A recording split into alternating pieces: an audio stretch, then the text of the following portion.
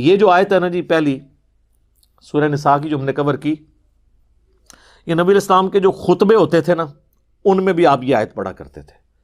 صحیح مسلم میں ایک بڑی لمبی حدیث ہے، کچھ غریب مسلمان آئے، نیو مسلمز، بعض کے پاؤں میں جوتیاں بھی نہیں تھیں، کپڑے بھی پھٹے پرانے تھے۔ نبی علیہ السلام نے ان کی حالت دیکھی تو آپ کے چہرے کا رنگ جو ہے وہ متغیر ہو گیا۔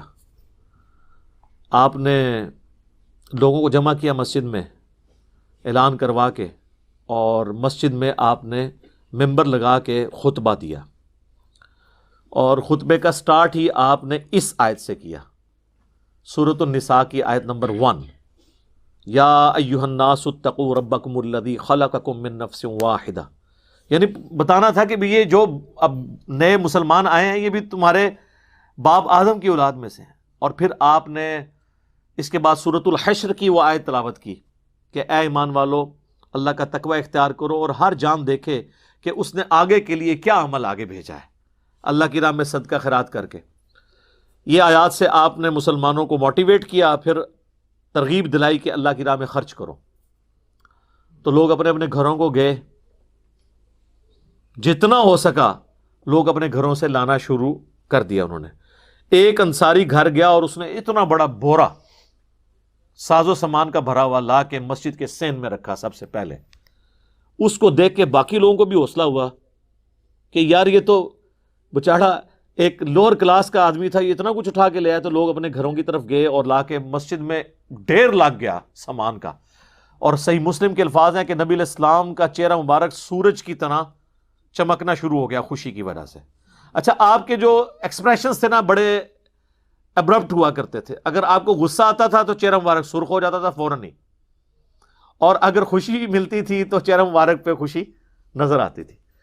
آپ اتنے خوش ہوئے، آپ نے فرمایا کہ جس نے اسلام میں اچھا طریقہ جاری کیا، یعنی یہ اس انصاری نے پہلا قطرہ بارش کا بنا ہے، تو جتنے لوگ اس پہ عمل کریں گے اس کا ثواب بھی اسے ملے گا اور ان کے ثواب میں بھی کمی نہیں ہوگی۔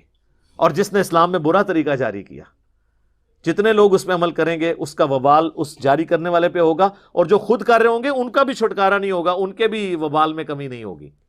یہ آدھی حدیث جو پیش کر کے بدعت حسنہ اور بدعت سیئہ ثابت کرتے ہیں، اس میں الفاظ ہے سنتن حسنتن اور سنتن سیئتن، یا حالت رفع میں پڑھیں گے تو سنتن حسنتن، سنتن سیئتن، اچھا طریقہ، اچھی سنت اور بری سنت۔ یہ سنت سے مراد طریقہ، تو اسلام میں اچھے طریقے جاری جو کرتا ہے اس کو ثواب ملتا ہے، بشرطے کہ دین نہ بدلے۔ جس طرح امام بخاری، امام مسلم نے کتابیں لکھی، حضرت ابوبکر، عمر، عثمان و علی نے تو کوئی کتاب نہیں لکھی حدیث کی۔ تو یہ ان کو طریقہ اللہ نے سجھایا، انہوں نے حدیث کو ریٹن فارم میں لے کے آئے۔ یہ اسلام میں اچھا طریقہ ہے، یہ بدعت نہیں ہے۔ بدعت تب ہوتی جب اس میں دین وہ سکھایا جاتا جو بابوں کا ہوتا۔ اس میں تو امام بخاری اپنی بات ہی نہیں کرتے، تو سند پہنچاتے ہیں نبی علیہ السلام تک۔ تو یہ اچھا طریقہ اور اچھی بدعت، اس میں فرق سمجھیں۔ بدعت چاہے اچھی ہو یا بری ہو وہ بدعت ہوتی ہے اور اس پہ وبال ہے۔